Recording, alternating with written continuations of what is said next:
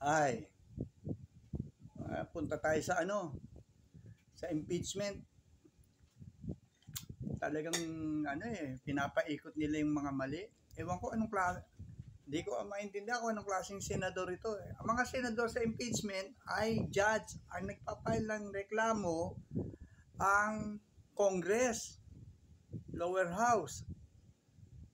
Ang mga senador, sila ang judge. Ang nangyayari ngayon sila ang abogado ni Sara magsiasta kung manalita. Akala mo talagang intelihente. Tongo pala Katulad ng senador na kalbo. Kung magsalita. Ano daw? Tinulungan daw siya ng huli spirit. Huhulihin ka na. Dinamay pa yung yung tatlong persona. Mga Diablo ng Mindanao.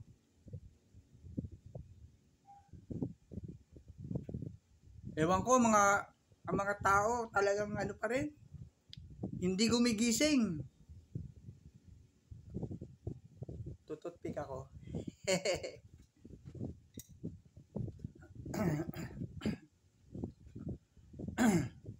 Wala, ayaw gumising ang taong bayan.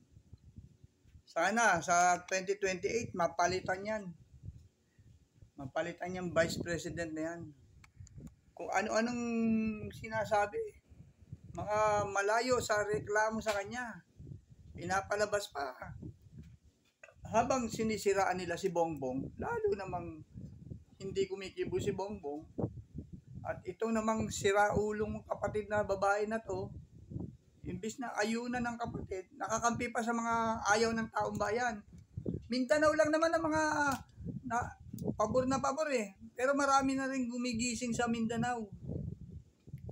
Isipin mo, ang daming pera ibinulsa. Simple lang naman ang hinihingin sa kanya. Ipaliwanag saan napunta yung pera na 612 plus million, yung iba pang milyon-milyon. Abay, kung ano-ano pinagsasabi, nililihis ang issue. Sagutin mo lang. Anong klase ka ba? Abogado ka ba o abogago? Sagutin mo lang ang issue. Wala naman tinatanong sa yung iba Hindi ka naman tinatanong kung tomboy ka o lalaki ka o babae ka Wala naman tinatanong na iba sa pagkatao mo At wala naman sinisira sa iyo. Ikaw ang sumisira sa sarili mo, Vice President. Ito namang senador na taga Bulacan, Jesus pa sila, Christian. Pero nakapanig sa mga salbahe, sa magdanakaw. Anong klase yan? Hindi ka ba gumigising, Joel? Di ba ang kumuha sa'yo si Noynoy? Kaya ka nanalo? Di ba si Noynoy matuwid? Bakit ikaw baluktot? Napakain ka ba ng pera sa bunganga mo? Lahat yata yung 18, pati 19, pati yung si Escudero. Kakampiyan si Escudero ng mga Duterte. Kaya ganyan ang asal niyan. Nililigaw niyang pilit. Ayaw tumingin ng diretso kasi kirat Kirat yung kaliwang mata. Yan. Umising na kayo, bayan. Niloloko tayo ng mga senador. Nakakaya tayo sa buong mundo. Sablay ang mga pinuno ng bayan. Naturingan para kayong ang lalaki na sweldo nyo pala wala namang laman ng ulo nyo. Namiloso po pa si Bongo. Yung ba daw impeachment hindi naman daw yan nakakain. Talaga hindi nakakain yan. Impeachment yan Baka hindi ka makakain pag na-impeach ka Bakit yung bang katwiran at madangal na layunin, mabuting layunin, nakakain yun? Hindi, dangal yun. Palibhasa wala na silang palusot, puro kalukuhan na lang Kasi na sila, nasusukob na sila. Nasusukol na sila. Kaya tayo mga bayan, gumising tayo para sa bayan. Si Trillanes ayaw paniwala ng tao. Noon, pinagtatawanan. Pag nagpupunta sa abroad, pinagtatawanan.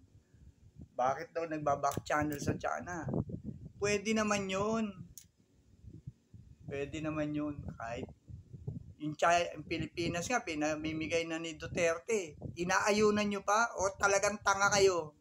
Meron nga teacher eh. Teacher, kilala ko eh. Nakipagtalo pa sa akin, hindi ko nalang sinagot eh. Keso si Risa Henteveros daw. Marami daw nilustay na pera sa PhilHealth. Ano pinagsasabi nito? Kung di lang matagal nang kakilala eh, baka namura ko pa eh. Ba't ba ako makipag-away?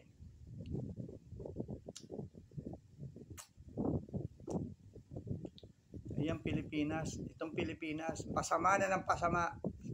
Kung meron lang bansang papupuntahan na matino, makalayas na rito. Pasama ang pamilya, mailigtas sa kapahamakan ng mga senador na gago. Nakakabwisit na kayo, sarap nyo pagbabatukan eh.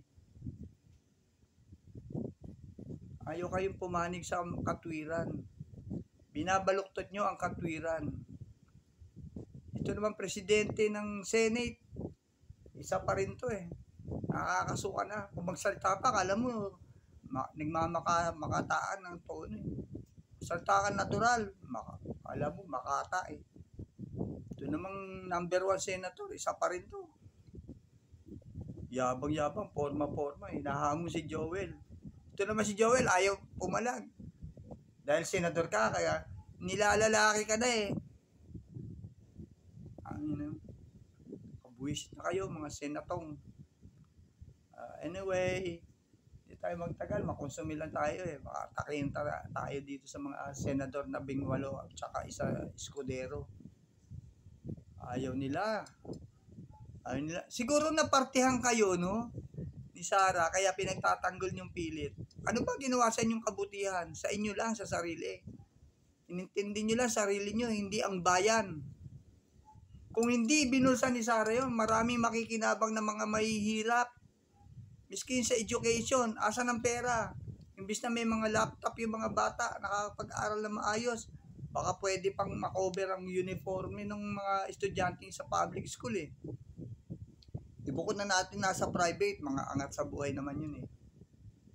Yung mahihirap ang intindihin nyo, hindi yung bulsa nyo. Mga ungas kayo, nakakabuisit na kayo. Sana lahat kayo, 19 kayo lahat eh. Matalo na kayo sa susunod. Wala nang artista, wala nang sikat. Wala na, sinuka na kayo ng taong bayan, gising na. Ang magpapanalo, estudyanteng matitino. Mga estudyante, inagawa ni Sara ng pera para sa estudyante, ang budget sa DepEd.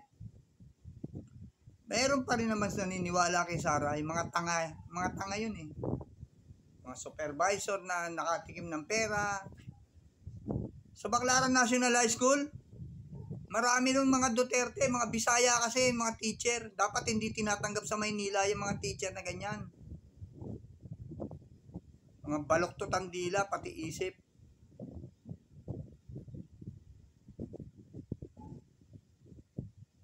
Mayayabang na sumakay lang sa balat ng mani, kaya nakarating ng Maynila eh. Magsiasta na. Well anyway, di naman tayo magtagal. 10 minutes lang. Mga kababayan ko, suportahan natin si Trillanes. Matweet siya eh. Kaya siya nagwala yung mga corruption sa militar. Kaya sila nag-kudeta noon. Nakaroon ng Makati Siege.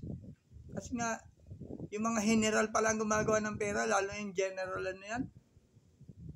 Magno ba yun? Magno ba yung pangalan yun? Convicted yun. Nagpapayaman sila, controller eh, no?